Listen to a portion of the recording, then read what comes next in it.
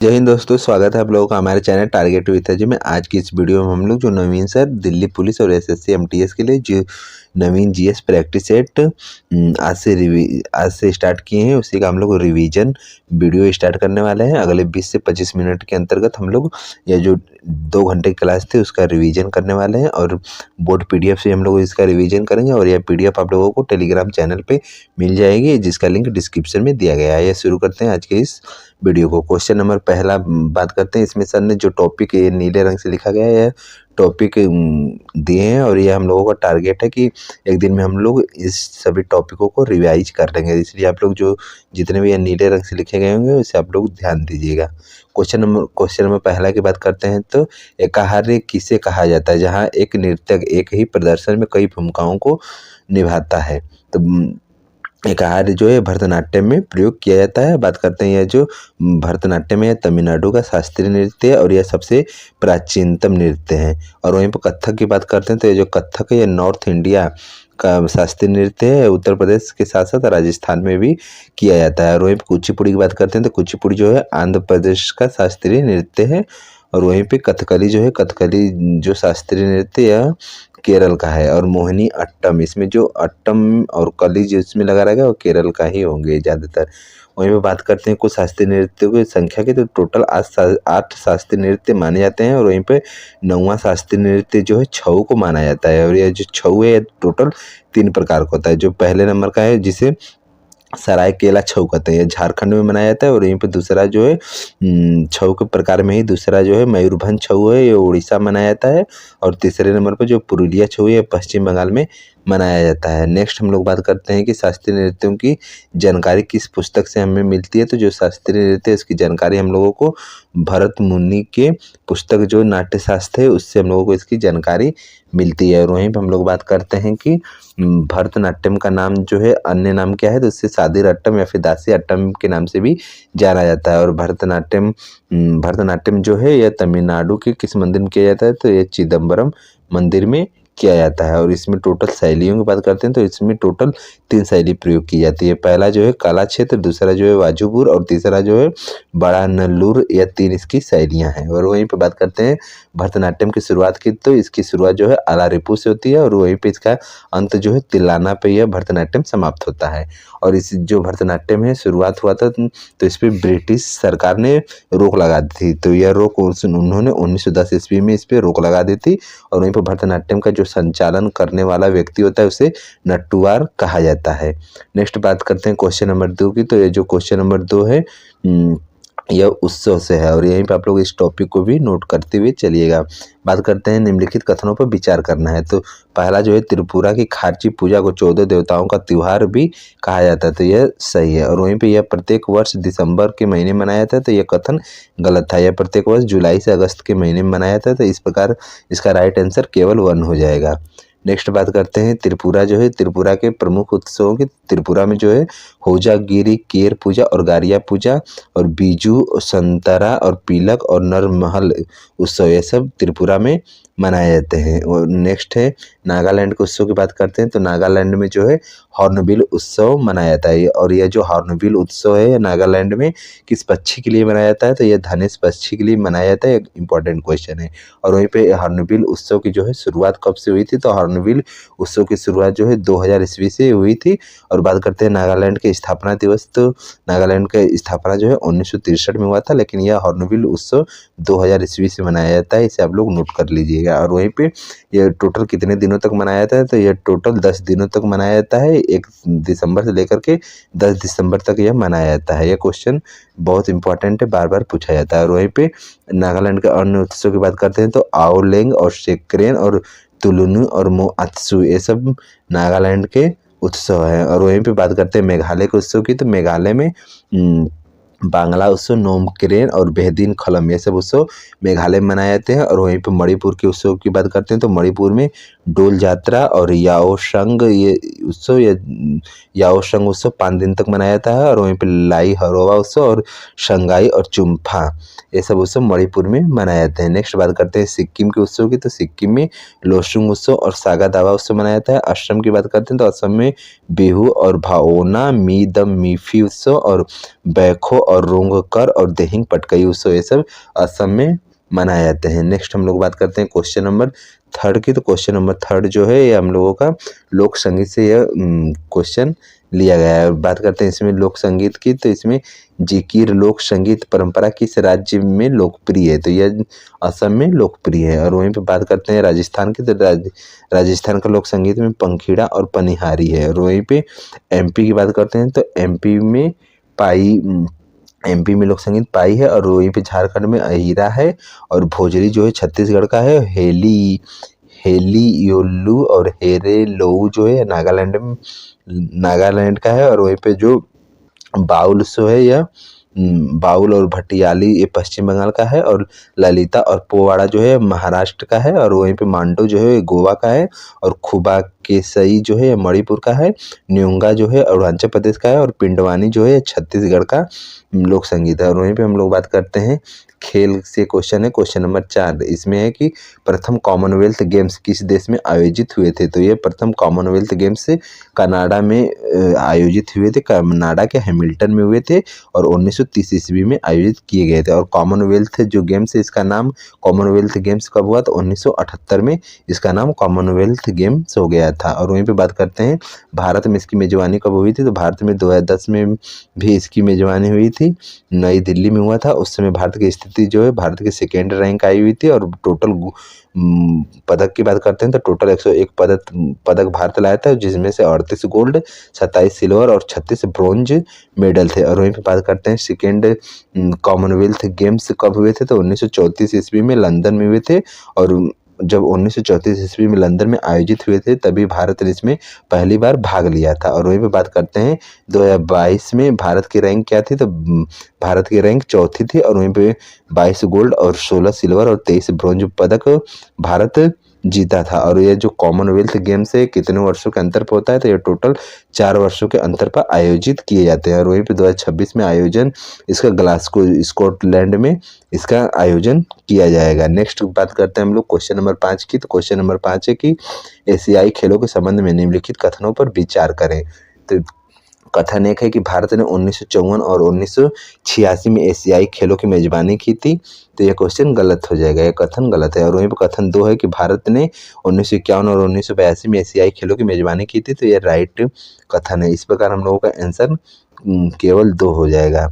Next हम लोग बात करते हैं एशियाई खेलों से जुड़े हुए क्वेश्चन की, तो एशियाई गेम्स की बात करते हैं तो यह इसके जनक की बात करते हैं तो गुरुदत्त सोंधी एशियाई खेलों के जनक के नाम से जाने जाते हैं। और वहीं पे नेक्स्ट बात करते हैं इसका आयोजन जो है ओलंपिक काउंसिल ऑफ एशिया इसका आयोजन कराता है। और यह कितने वर्षों के अंतर पर होता है, तो यह 4 वर्षों के अंतर पर आयोजित किया जाता है। और पहले और दूसरे एशियन गेम्स में वर्षों का अंतर पूछे तो इसमें 3 वर्षों का अंतर है, बाकी ये 4 वर्षों का अंतर पर होता है। लेकिन पहला और दूसरा एशियन गेम्स के वर्षों में अंतर 3 वर्षों का था, इसलिए यह इम्पॉर्टेंट हो जाता है। पहला जो हुआ था यह 1951 में हुआ था और दूसरा वाला 1954 में हुआ था, 3 वर्षों के अंतर पर।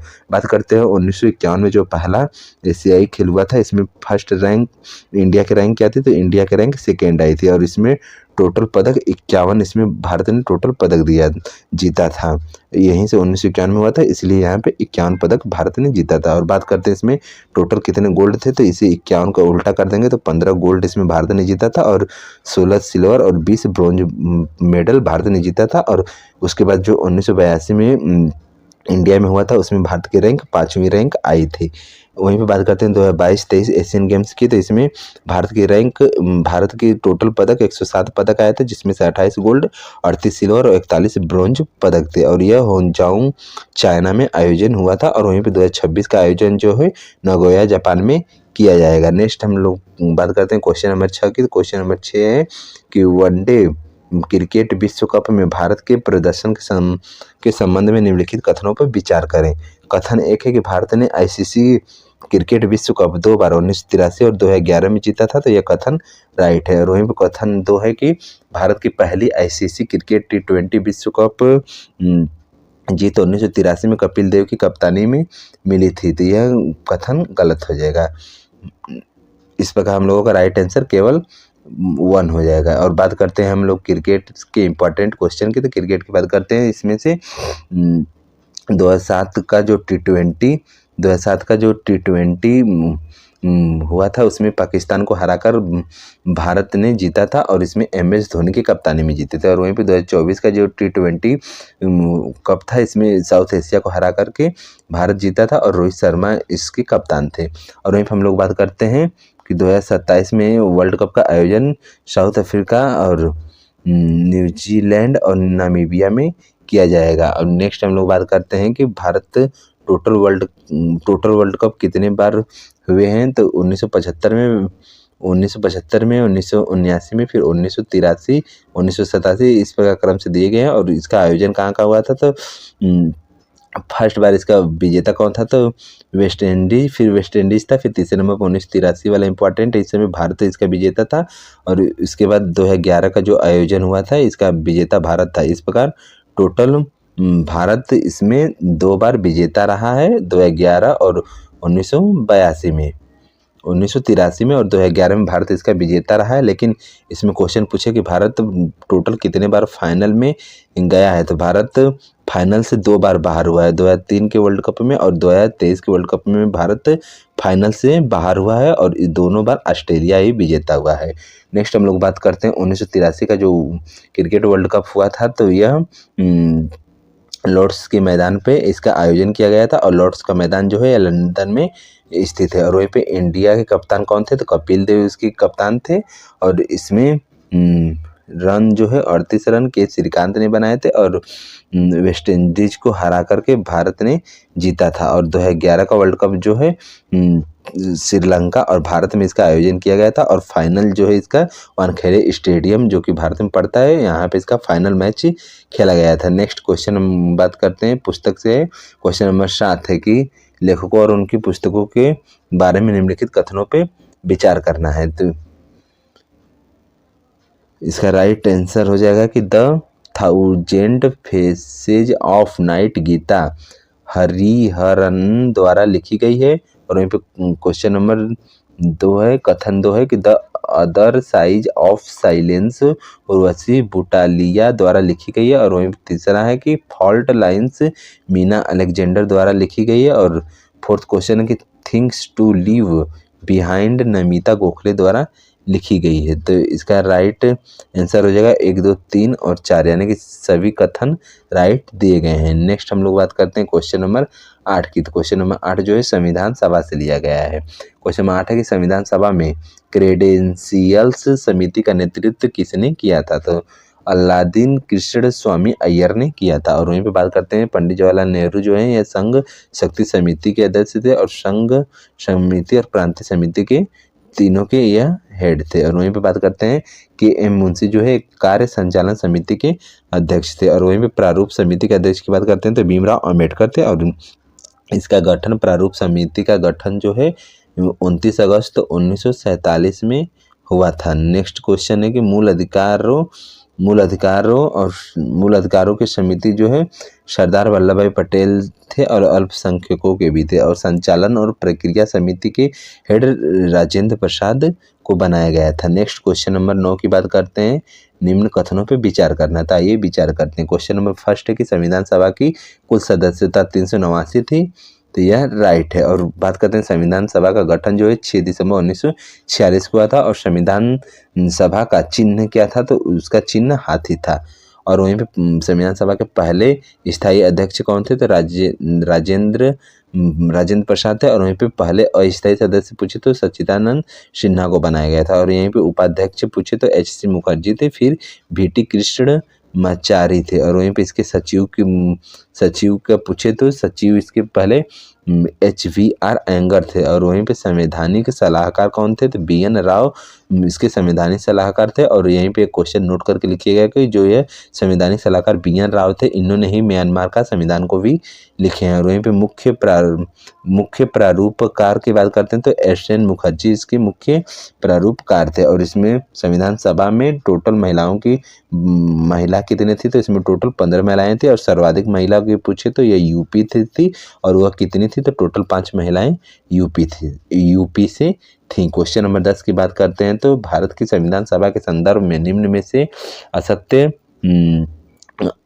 कथन है। तो क्वेश्चन पहला कथन है कि भारतीय संविधान के निर्माण के दौरान इसने कुल 12 सत्र आयोजित किए गए थे। तो ये गलत है, इसने टोटल 11 सत्र आयोजित किए थे। और वहीं पे दूसरा कथन है कि इसकी बैठक 165 दिनों तक चली थी। तो यह राइट क्वेश्चन है। और वहीं पे तीसरा कथन है कि पहला सत्र 9 दिसंबर 1947 को संविधान हॉल ऑफ संसद का केंद्रीय हॉल में आयोजित किया गया था। तो यह कथन गलत है, यह 9 दिसंबर को तो हुआ था लेकिन 1946 में हुआ था। इस प्रकार इसमें से असत्य कथन पूछा है तो केवल 1 और 3 इसके असत्य कथन हो जाएंगे। नेक्स्ट इससे जुड़े कुछ क्वेश्चनों की बात करते हैं। तो इसमें एक संविधान सभा का सबसे पहले विचार किसने किया था? तो MN राय ने 1934 में किया था। और वहीं पर दूसरी बैठक संविधान सभा की 11 दिसंबर 1946 को आयोजित की गई थी। और पंडित जवाहरलाल नेहरू ने उद्देश्य प्रस्ताव लाए थे, यह 13 दिसंबर 1946 को लाए थे लेकिन इसे स्वीकृति 22 जनवरी 1947 को मिला था। और वहीं पे वाचन की बात करते हैं तो पहला वाचन 4 नवंबर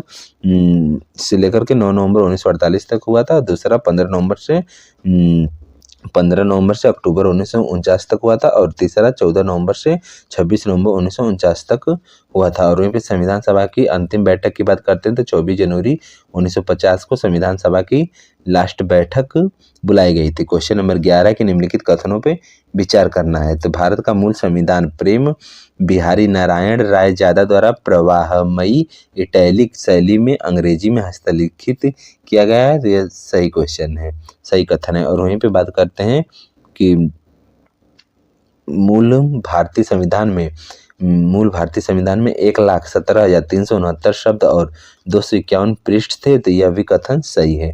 और वहीं पे बात करते हैं कलाकार, इसमें जो भारतीय संविधान में जो कलाकार थे, इसको अलंकृत करने वाले जो कलाकार थे वे सब कहाँ के से थे? तो सब शांति निकेतन से थे। और वहीं पे ये जो शांति निकेतन है भारत का 41वां यूनेस्को साइट बना है। और नेक्स्ट बात करते हैं हम लोग इसमें से तो 44वां जो यूनेस्को साइट बना है तो मराठा सैन्य परिदृश्य को बनाया गया है। और वहीं पे बात करते हैं हम लोग कि ये जो संविधान था इसके जो है इसे अलंकृत किन्होंने किया है? तो इसे अलंकृत नंदलाल बोस ने किया है। और इसमें जो पेंटिंग्स किसकी दर्शाई गई है? तो इसमें जो पेंटिंग दर्शाई गई है वो डंडी मार्च की पेंटिंग को दर्शाया गया है। और इसका हिंदी सुलेखन किसने किया? तो इसका हिंदी सुलेखन संविधान जो लिखा गया था तो इंग्लिश में लिखा गया था, तो इसका हिंदी सुलेखन बसंत कृष्णा वैद्य ने किया था। नेक्स्ट क्वेश्चन नंबर 12 की बात करते हैं तो संवैधानिक स्रोत से ये क्वेश्चन लिया गया है। क्वेश्चन नंबर 12 की इसमें बात करते हैं तो भारत में कौन सी संवैधानिक विशेषता ऑस्ट्रेलियाई संविधान से जुड़ी हुई है? तो इसका व्यापार और वाणिज्य की स्वतंत्रता यह सही है। और दोनों सदस्यों की संयुक्त बैठक यह भी ऑस्ट्रेलिया से लिया गया है। इस प्रकार हम लोगों का आंसर A और B हो जाएगा। और यहीं पे बात करते हैं मजबूत केंद्र के साथ संघीय संरचना और सर्वोच्च न्यायालय का सलाहकार क्षेत्राधिकार एक कनाडा के संविधान से लिया गया है। और मौलिक कर्तव्य जो है रूस से लिया गया है। और मौलिक अधिकार USA से लिया गया है। और वहीं पे हम लोग बात करते हैं ऑस्ट्रेलिया से और क्या लिया गया? तो ऑस्ट्रेलिया से समवर्ती सूची और प्रस्तावना लिया गया है। नेक्स्ट बात करते हैं कि फर्स्ट मार्शल लॉ और नागरिकता जो है एकल नागरिकता, ये दोनों UK यानी कि ब्रिटेन के संविधान से लिया गया है। और 5 ईयर प्लान जो है यह भी रूस के संविधान से लिया गया है। नेक्स्ट हम लोग बात करते हैं अरब आक्रमण। क्वेश्चन नंबर 13 है, भारत में किस मुस्लिम शासक ने जजिया कर का प्रचलन किया था? तो मोहम्मद बिन कासिम ने जजिया कर का प्रचलन किया था। और वहीं पे जो है अरब आक्रमण की जानकारी किस पुस्तक से मिलती है? तो चर्चनामा पुस्तक से अरब आक्रमण की जानकारी मिलती है। और बात करते हैं कि मोहम्मद बिन कासिम जो था, या 712 ईस्वी में मोहम्मद बिन कासिम का आक्रमण हुआ था। और राजा दाहिर से हुआ था। और वहीं पे बात करते हैं अरबों द्वारा बसाया गया पहला नगर कौन था, तो महफूजा था। और वहीं पे अरबों द्वारा बसाया गया दूसरा नगर पूछे तो मंसूरा दूसरा नगर था। नेक्स्ट हम लोग बात करते हैं क्वेश्चन नंबर 14, तो इनमें से कौन गजनी राजवंश का संस्थापक था, तो गजनी राजवंश का संस्थापक अलप्तगीन था। और वहीं पे गजनी जो है गजनवी का पिता का नाम गजनवी का पिता का नाम सुबुक्तगीन था और अल्पतगीन का गुलाम था। और वहीं पे गजनवी के कुल आक्रमणों की बात करते हैं तो इसने टोटल 17 बार आक्रमण भारत पे किए थे, जिसमें से 16वां आक्रमण जो था 1025 ईस्वी में हुआ था सोमनाथ मंदिर पर यह आक्रमण हुआ था। और वर्तमान में ये जो सोमनाथ मंदिर है इसे यूनेस्को 45वां यूनेस्को स्थल बनाने की बात चल रही है। और वहीं भी बात करते हैं इसका अंतिम आक्रमण 1027 ईस्वी में सिंधु की जाटों पर हुआ था। और इसकी पुस्तक की बात करते हैं तो तारीख ए यामिनी इसकी पुस्तक है और इसके लेखक उत्वी हैं और दरबारी इतिहासकार उत्वी थे इसके। आज की इस वीडियो में इतना ही, बाकी इसका PDF आप लोगों को टेलीग्राम चैनल पे मिल जाएगा। मिलते हैं नेक्स्ट वीडियो में, धन्यवाद। और आप लोगों को यह कैसा लगा कमेंट बॉक्स में ज़रूर बताइएगा। यदि आप लोगों को ये पसंद आएगा तो इसे हम लोग कंटिन्यू करने वाले हैं।